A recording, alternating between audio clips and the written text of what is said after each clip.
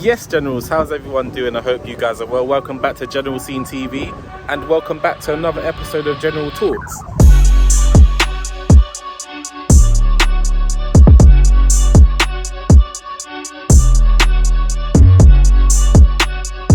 So I don't know if you guys remember back when we reviewed Sean's TTS, we went briefly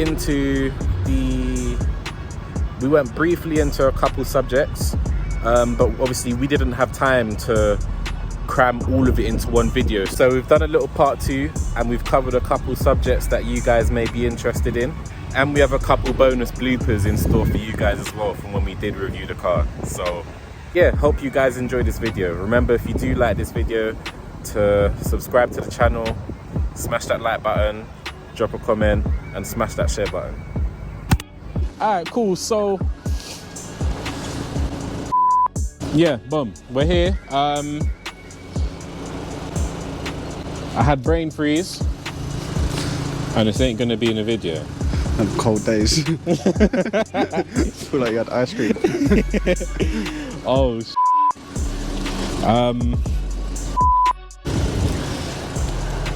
have I done the introduction? Yes, I have. Alright, so we're here now. I'm here, yeah. Oh boy, it's good to be in a warm car again, man. Winter is not the one, man. Fucking freezing. The only time you'll see me wearing a woolly hat is at this time of year. Yeah. Let's get a new one, man. Rinse out all the old woolly hats. I need to start designing some of my own. Yeah, that's true actually. I'm fussy with the fit though, man. I don't like beanies, they've got to be like fitted. I'm fussy as well, I don't even like this. Yeah, it's like the ones that I've got on my house, man. It's only a couple of them are like fitted. It's the only plain black one I got. You saying ready? Yeah, man. And this is what I mean about my fuel. It will tell me I've got 40 miles left, but it'll go down to 30 and it'll stay like that until I get to red. That's a joke. Yeah, so then when I get onto red, it will go down to like 10. Which is why I just fuel it up as soon as it gets onto red. Yeah. But I like to leave it on half tank, just less weight. I've noticed that when you do full tanks, it lasts longer. Like it takes ages for it to get to a quarter. Like 3/4, sorry. I think it depends on how you're driving. Like for me, I can be quite heavy-footed. So when I'm filling up a tank, I just see it as same way if you get paid double kind of thing, you just see it as extra. Yeah. And I just end up going through it quicker. Whereas if I stick to, at the minute I'm putting in 40 pounds just to get to half a tank. And that usually lasts me all day or all night or whatever I'm doing. You must drive quite often then? Well, when you are in it? Yeah, when I am in it, I do go the distance. I don't just stay round here. I'll always look for a meet or something, or yeah. I don't really go to the meets for the meet. I go there for the drive.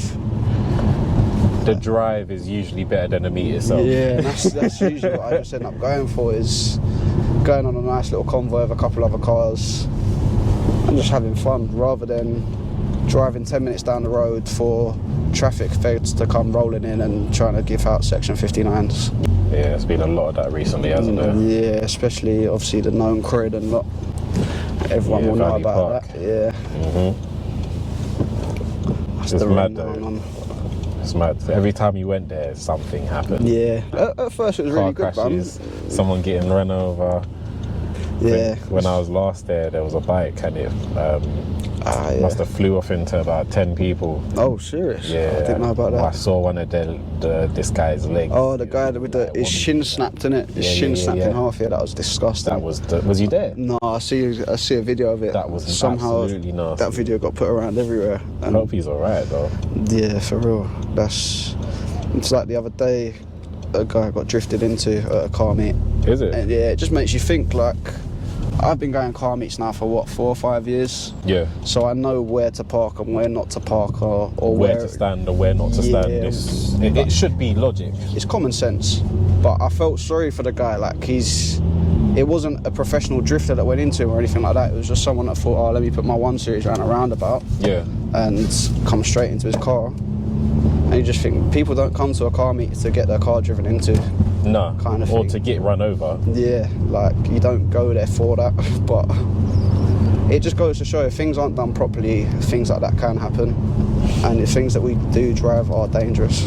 There should be a lot more, I don't know, like I think police are a lot to research blame. into grounds and places to hold these things properly. Definitely, but that's where I think the police don't play a good part in it, because because there's not anything around here for you to do that. No, the closest for us to go to would be Brands Hatch, and don't get me wrong, I've looked into Brands Hatch. I want to go to Brands Hatch, but it's expensive. Yeah.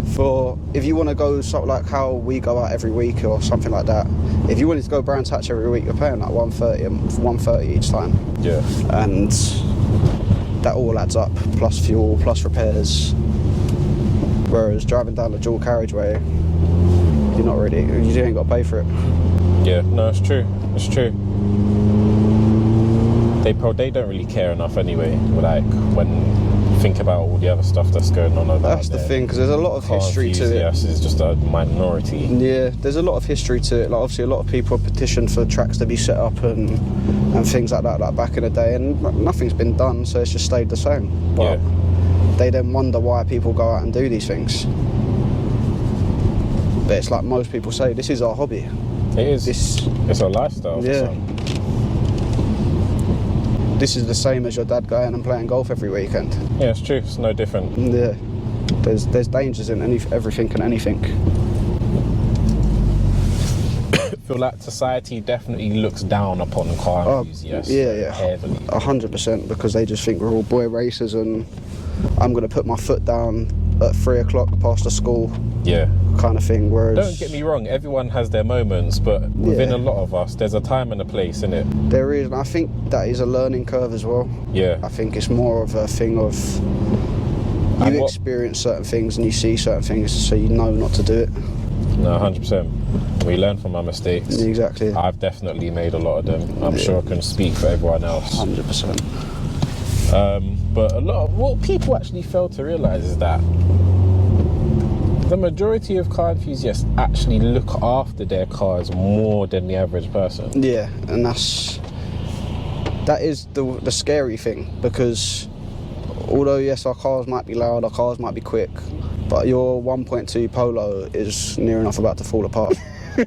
So you have no right to say anything to me, because my car is probably a lot more safer than what yours is. I mean, we've seen it for ourselves. Obviously, I used to work in a trade. You're currently working in a trade as a mechanic. Yeah. So, you see that every day. Yeah, you see how people neglect things, and you see people come in for maybe a simple brake change, but their service is overdue by about 8,000 miles, and you just think, bruh. Nah, it's crazy. Or like if you are servicing a car, for example, and you tell them everything that actually needs doing on it, and they're like, nah, I'll leave it. This is why a lot of people don't like me servicing their cars. Yeah. Because I am quite anal in a sense. Yeah. Obviously, I have my leeway. I'm not going to sit there and tell someone their car's absolutely battered or whatever, but I'm picky because I'll treat a car how I want it to be treated. Yeah, you treat it like it's yours. Yeah. At the end of the day, you have a liability. Exactly. So you're responsible for that car if anything goes wrong and it's not being checked over. That's what I mean. It's even down to things like just keeping things clean. Like a lot of people might just spill a little bit of oil down the engine and just leave it there, whereas I'm cleaning it up. Yeah. I don't want the customer to see that. It's the only way. Even if a customer comes in and their car's proper dusty, usually I'll end up giving it a once over after and just clean it up.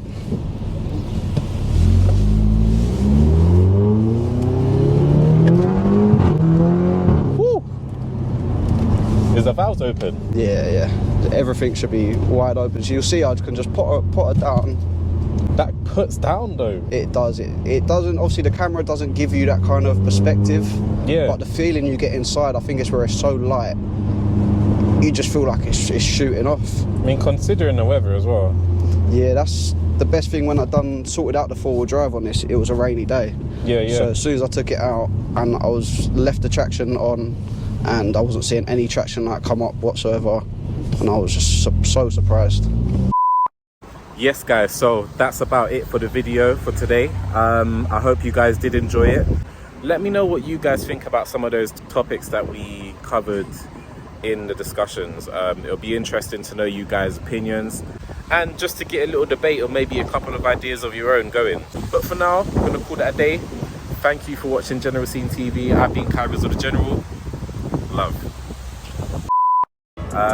Also, let me know what you guys think about some of those. Let me know what some of you guys